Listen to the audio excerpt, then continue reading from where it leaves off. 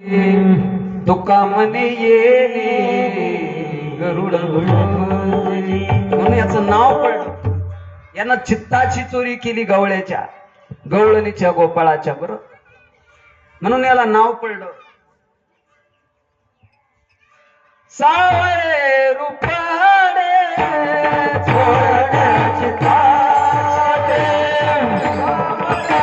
रुपे छोड्याची ताटे, सावळे रुपाडे छोड्याची ताटे, सावळे छोड्याची ताटे, उभे पंढरीचे उभे पंढरीचे इथे बरी सारे रुपाळे चोरते चित्ताचे, सारे रुपाळे चोरते चित्ताचे, उभे पंढरीचे इथे बरी, उभे पंढरीचे इथे बरी.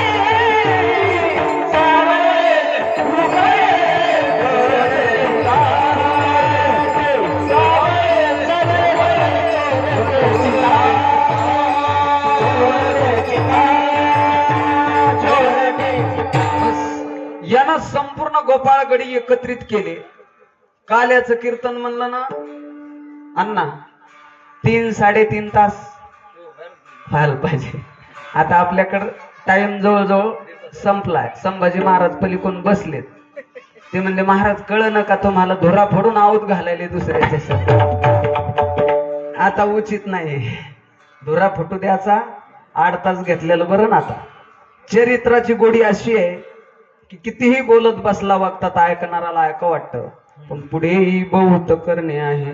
तुमची सगळ्यांची माफी मागून पुढे चलतो बर का. उभे पंढरीचे विटेवरी ओ, यानं चित्ताची चोरी केली. लोकांच्या खोड्या मोडल्या, खोड्या केल्या नाही.